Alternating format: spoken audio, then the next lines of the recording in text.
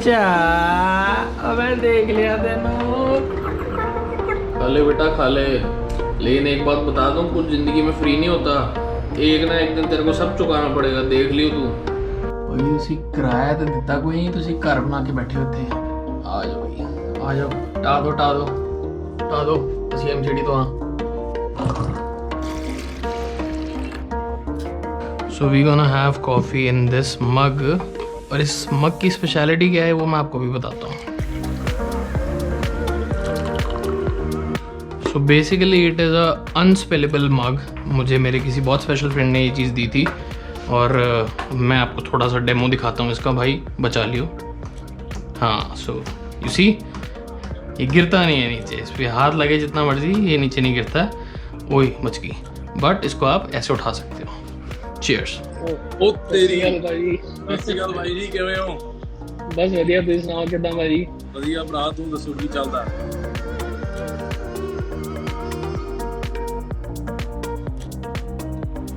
YouTubers करके भी दिक्कत हो ही रही है, साडा भी शूट वगैरह रुका है सारा बाहर ਦਾ। ਥੈਂਕ ਯੂ ਸੋ ਮਚ ਵੀਰੇ, ਥੈਂਕ ਯੂ ਜੀ, ਗॉड ਬlesਸ ਯੂ ਭਰਾ, ਬੈਸਟ ਆਫ ਲੱਕ ਤੁਹਾਨੂੰ ਵੀ ਹੈ ਤੁਹਾਡੇ ਕੰਮ ਲਈ ਵੀਰੇ। बिल्कुल भाई, सेम टू यू, ध्यान रखियो। ओके जी, बाय बाय। ओके जी। Hey guys, welcome back to my vlog channel Sardar Kazam. My name is Harshdeep Ahuja और आप देख रहे हैं हमारा 14वां व्लॉग। तो जैसे ही आपने टाइटल देखा होगा कि आज हम बात करने वाले हैं how to start your YouTube channel. और बहुत सारे लोगों की रिक्वेस्ट मुझे आती थी, मुझे DM आए हैं इंस्टाग्राम पे, मुझे यूट्यूब पे भी बहुत सारे कमेंट्स आए हैं। और एक क्वेश्चन जो कि बहुत ही ज़्यादा कॉमन होता है कि आप कौन सा एडिटिंग सॉफ्टवेयर यूज़ करते हो, कौन सा कैमरा यूज़ करते हो। तो मैंने सोचा क्यों ना एक छोटी सी वीडियो बनाई जाए जिसमें मैं आप लोगों को कुछ ब्रीफ पॉइंट्स दूँ और आपको एक नॉलेज दूँ कि एक यूट्यूब चैनल स्टार्ट करने के लिए आप क्या क्या कर सकते हैं। तो लेट्स बिगिन। तो हज़ारों लोगों की तरह लॉकडाउन में घर बैठे बैठे आपके दिमाग में भी ये चीज़ आएगी, यार मुझे अपना एक यूट्यूब चैनल खोलना चाहिए। तो I think this is the best time, क्योंकि इस टाइम पे व्यूज़ का कंजम्पशन बहुत ज़्यादा है, क्योंकि लोग बहुत ज़्यादा फ्री भी बैठे हैं और वो इंटरनेट यूज़ कर रहे हैं। तो I think this is the best time to open your YouTube channel. तो इसी बारे में आज मैं बात करूँगा। मैंने कुछ पॉइंट्स लिखे हैं जो मैं आपसे आज डिस्कस करूँगा एक यूट्यूब चैनल के बारे में। और मेनली हम दो चीज़ों के बारे में बात करेंगे। एक होंगी जनरल इंस्ट्रक्शंस जो कि एक यूट्यूबर बनने के लिए आप फॉलो करते हो, आपको फॉलो करनी पड़ती हैं। और दूसरी हम बात करेंगे मेरे पर्सनल एक्सपीरियंस के बारे में, मतलब जो चीज़ें मैंने एक्सपीरियंस करी हैं एज अ यूट्यूबर, वो मैं आप लोगों के साथ डिस्कस करूंगा। तो सबसे पहले अगर बात करें what all things you need to become a YouTuber, तो सबसे पहली चीज़ है इंटरनेट। जी हाँ, आपको एक अच्छे खासे इंटरनेट की ज़रूरत है। जितनी अच्छी स्पीड होगी उतना आपके लिए बेटर है। मैं अपने घर पे एयरटेल का फाइबर नेट यूज़ करता हूँ जिसकी स्पीड 100 Mbps है। तो आप एटलीस्ट ऐसा कोई इंटरनेट ज़रूर यूज़ करो जिसकी स्पीड कम से कम 10 Mbps तो हो। And it is not at all mandatory की स्पीड बहुत ज़्यादा हो, लेकिन इतनी हो कि आप उसको यूज़ करते टाइम परेशान ना हो।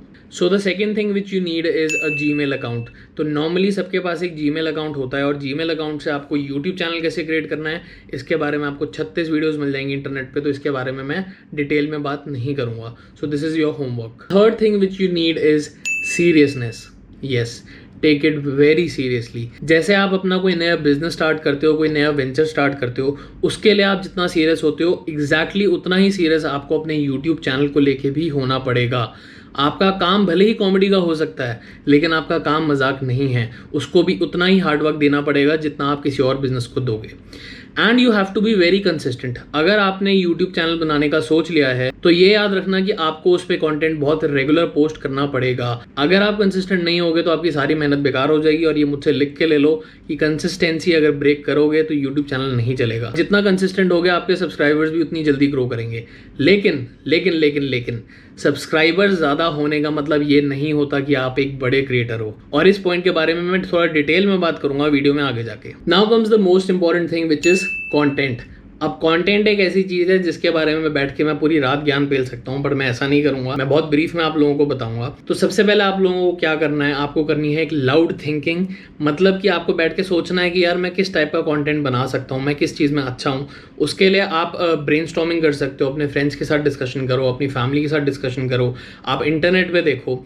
और जब आप डिसाइड कर लो कि हाँ यार इस टाइप का कंटेंट मैं बना सकता हूँ, B it anything, it can be a cooking channel, it can be a comedy, entertainment, vlogs, take channel, कोई नॉलेज देने वाला चैनल, कुछ भी जब आप डिसाइड कर लो तो आपको क्या करना है, आपको यूट्यूब पे जाके देखना है कि ऑलरेडी कौन कौन से क्रिएटर्स हैं जो ये चीज़ें ऑलरेडी बना रहे हैं। तो आप एक क्रिएटर की वीडियो देख सकते हो, 2 की देखो, 4 की देखो, 5 की देखो।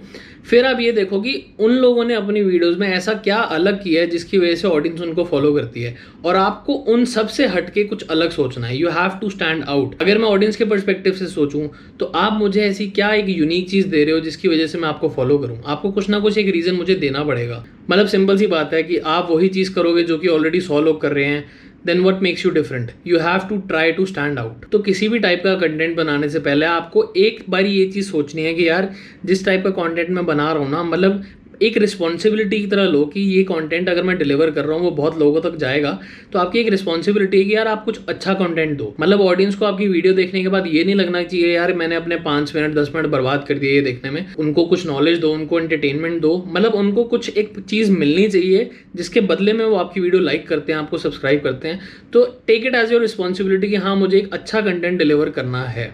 और कंटेंट के बारे में मैं थोड़ा सा और बात करूंगा जब मैं अपने पर्सनल एक्सपीरियंस के बारे में आपको बताऊंगा, तो उस सेक्शन में मैं इसके बारे में थोड़ी और बात करूंगा। So the next thing which you need is a device जिसके साथ आप शूट कर सको। It can either be a camera और अ मोबाइल फोन। आप में से ऑलरेडी बहुत सारे लोगों को पता होगा कि मैं अपने चैनल पे, अपने मेन चैनल पे जो वीडियो शूट करता हूँ वो मैं अपने आईफोन से शूट करता हूँ। मुझे करीबन 4 साल होने वाले हैं यूट्यूब पे। मैंने आज तक कभी कैमरा नहीं खरीदा था। मैंने for the first time camera खरीदा अपने व्लॉग चैनल के लिए। तो ये कैमरा मैंने खरीदा विच इज़ अ गोप्रो हीरो 8। या मैंने आज तक कैमरा इस वजह से नहीं लिया था क्योंकि मेरा ये मानना है कि कंटेंट इज़ द किंग। अगर आपके पास एक अच्छा कंटेंट है तो प्रोडक्शन क्वालिटी आप बाद में भी इंप्रूव कर सकते हो। तो मिनिमम इन्वेस्टमेंट के साथ अपना काम आप स्टार्ट कर सकते हो। और एक बेसिक कैमरा, जो एक बेसिक फ़ोन होता है कैमरे वाला, वो आप सबके पास है। तो you actually don't need a high jam production, कुछ नहीं चाहिए आप लोगों को। आपको सिर्फ एक बेसिक कैमरा चाहिए जिससे आप अपनी शूटिंग कर सकते हो, लेकिन आपका कंटेंट अच्छा होना चाहिए। टट्टी को भी अगर HD में दिखाओगे तो इसका मतलब वो कंटेंट नहीं है, ठीक है। तो नॉर्मली जो गोप्रो वाला कैमरा होता है वो जितने भी ब्लॉगर्स हैं वो अपना as a secondary camera use करते हैं, बट मैंने इसको अपना as a main stream camera use करा। उसके 2 रीजंस हैं। पहला कि यार ये बहुत सस्ता कैमरा है, मतलब एंट्री लेवल है, 36,000 का मैंने लिया था। और मुझे ऐसा लगता है कि अभी मुझे बेसिक इन्वेस्टमेंट के साथ ये व्लॉग चैनल स्टार्ट करना था।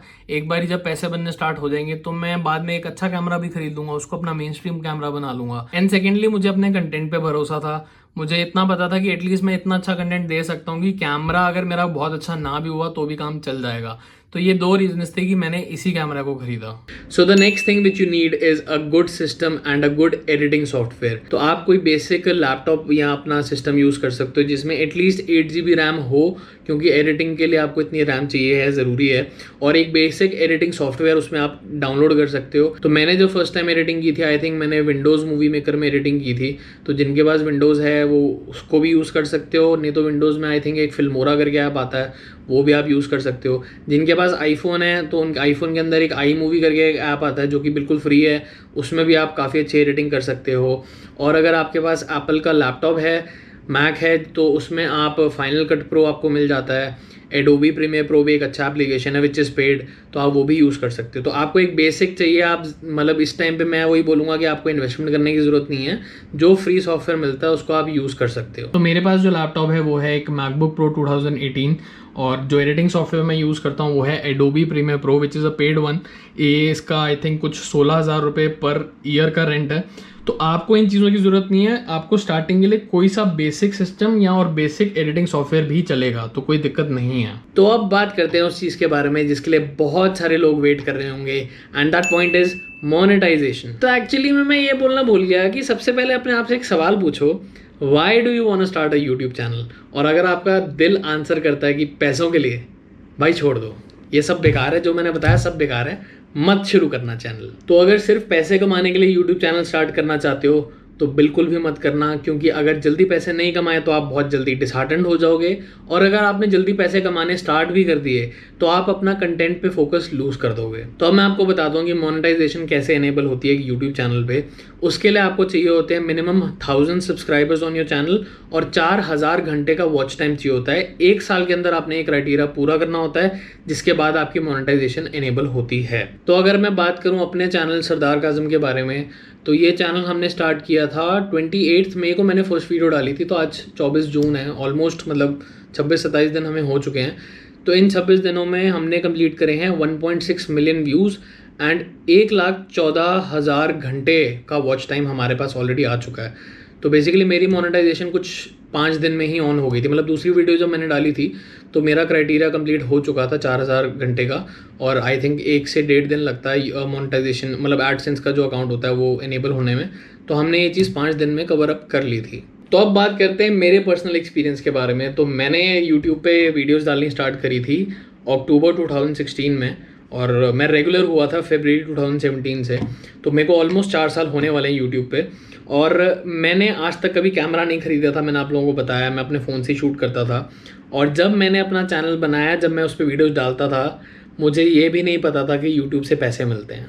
सो मेनली मैंने स्टार्ट किया था सिर्फ एक मज़े के लिए कि भाई वीकेंड पे थोड़ा फ्री होते हैं तो चलो वीडियोस बनाएंगे, थोड़ा सा एंजॉय करेंगे, टाइम पास हो जाएगा। तो मेरा पर्पस यही था। बाय द टाइम जब मुझे समझ में आया कि यार हाँ इससे पैसे भी बन सकते हैं, तो ऑब्वियसली पैसा सबसे बड़ी मोटिवेशन है, बिल्कुल है।